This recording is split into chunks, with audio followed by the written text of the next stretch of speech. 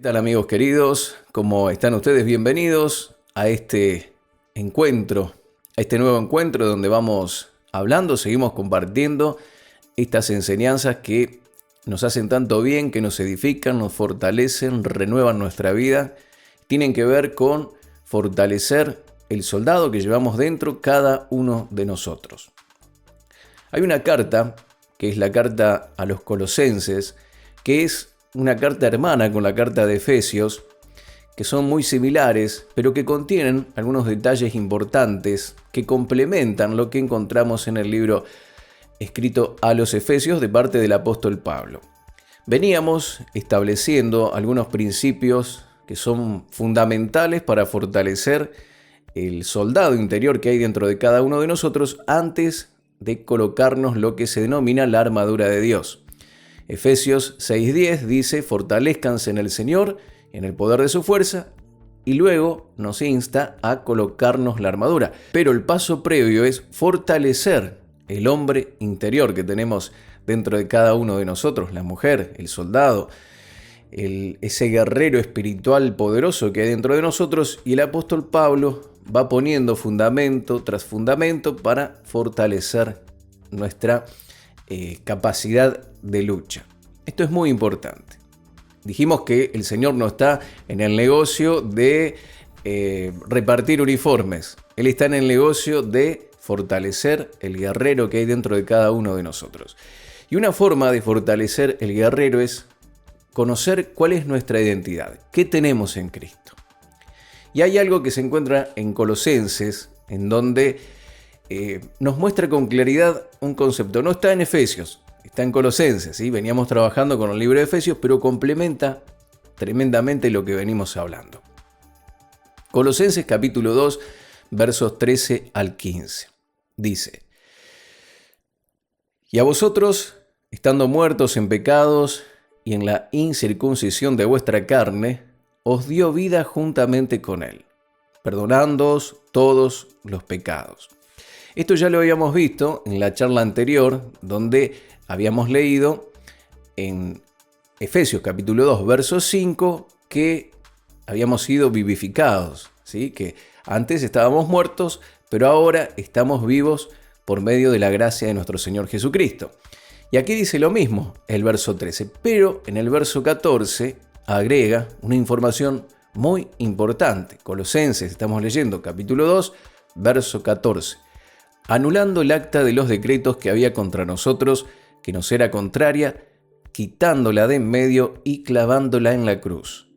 Y el verso 15, y despojando a los principados y a las potestades, los exhibió públicamente, triunfando sobre ellos en la cruz.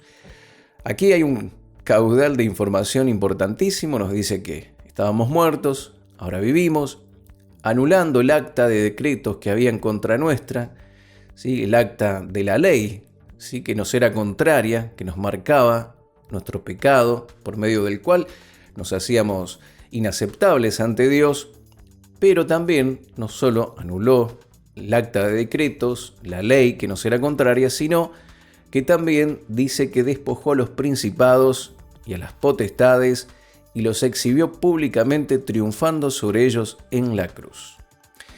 La palabra despojado, usada aquí, es un verbo griego que, según la concordancia Strong, está compuesta por la palabra despojar y despojo. Despojar y despojo.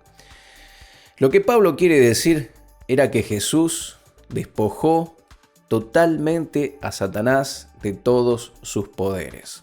Ahora, ¿qué es despojar? Significa privar a alguien de lo que goza y tiene. Desposeerlo de ello con violencia. Privar a alguien de lo que goza y tiene, desposeerlo de ello con violencia. Bueno, esto es lo que el Señor Jesús hizo por cada uno de nosotros. Despojó al enemigo con violencia, lo privó de todos los derechos y todo aquello que él tenía en nuestra contra fue quitado de su poder y lo despojó completamente, con violencia, ¿sí? No fue una charla amistosa, con violencia. ¿Por medio de qué? De la muerte de Jesús en la cruz. Lo despojó, lo dejó desnudo, lo dejó impotente a Satanás y a todos sus poderes. ¿Sí? Este término usado para desarmar a un enemigo derrotado, despojar, tiene que ver con una imagen que era muy vívida en los tiempos del apóstol Pablo, aquella época bíblica donde el imperio romano dominaba todo. Ellos tenían la costumbre de conquistar, ¿sí? Fue uno de los imperios más grandes que hubo, y una de las maneras que tenía para intimidar y celebrar sus victorias era que traía a sus cautivos, a los reyes, a la gente, a los soldados, a toda la gente que estaba en una determinada región, y los exhibía públicamente, avergonzándolos en un desfile en donde los capitanes y el ejército iba adelante celebrando victorioso, y por atrás venían todos con la cabeza baja, despojados de vestiduras, semidesnudos, derrotados, los enemigos conquistados. Pero este desfile únicamente se hacía cuando la victoria era total y completa. Cuando ya el enemigo o esos reyes o esa gente, ese reinado, había sido completamente abatido. Cuando ya no había posibilidades de que se levanten nuevamente. Entonces se hacía este desfile victorioso por las calles de Roma y venían los reyes, los líderes y atrás el pueblo que había sido derrotado. Se los señalaba y se los marcaba definidamente como que era un botín esta gente, ¿sí? Algo que ellos habían ganado completamente. Y Pablo piensa en Jesús como un conquistador que disfruta de una especie de triunfo contra el enemigo, un triunfo cósmico, universal. Y en su procesión triunfal están todos los poderes del mal, derrotados para siempre, exhibidos para que todos lo vean. Y este desfile victorioso, querido amigo, querida amiga, es una clara señal de la derrota del enemigo. Lo interesante es que cuando se llevaba a cabo este desfile es porque había seguridad total y completa de que esa gente o ese enemigo que tenía el imperio romano ya no se podía levantar nunca más, ¿sí? Porque la derrota había sido total. Entonces recién ahí se hacía este desfile victorioso. Y el Señor lo hizo con Satanás. Lo despojó e hizo, como dice el verso 15, despojando a los principados y a las potestades, los exhibió públicamente, triunfando sobre ellos en la cruz. Amigo, amiga, Satanás es un enemigo derrotado. Él ya no tiene poder ni autoridad sobre tu vida.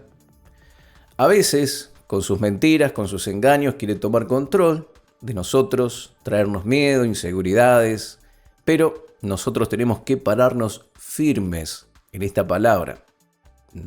Porque no solamente somos vencedores porque tenemos a Jesús, como dijimos en algún momento, sino que cada charla, cada clase vamos poniendo escalón tras escalón, fundamento tras fundamento, argumento tras argumento para que fortalezcamos nuestra identidad como soldado. Y esto es algo formidable, maravilloso, saber que al ser exhibido públicamente y que Jesús triunfó sobre él en la cruz, y al ver que Pablo utilizaba esta imagen de derrota, nos hace ver el panorama completo y darnos cuenta de que Satanás es un enemigo derrotado y que no puede vencernos a los hijos de Dios si estamos nosotros tomados de la mano de Cristo Jesús. Por eso, amigo, amiga, a través de esta charla quiero seguir fortaleciendo tu fe, animándote, haciendo de que tu hombre interior, tu guerrero interior vaya creciendo a través de estas verdades. Lo que intento hacer no es simplemente darte unas palmaditas y decirte vamos, seguí adelante, vos podés, sos invencible, sino que estoy poniendo fundamento bíblico en tu corazón. Espero que estas verdades, como oró el apóstol Pablo, que era una de las cosas que hemos compartido en una charla anterior, él oraba para que todo esto sea revelado al corazón de aquellos que estaban escuchando estas enseñanzas.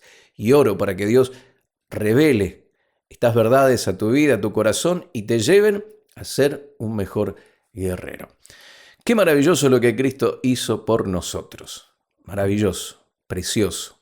Somos vencedores por medio de nuestro Señor Jesucristo. Así que amigo querido, amiga querida, Los poderes del mal han sido derrotados y tú y yo somos vencedores en Cristo Jesús. Continuamos con estas charlas, seguimos estableciendo algunos fundamentos más.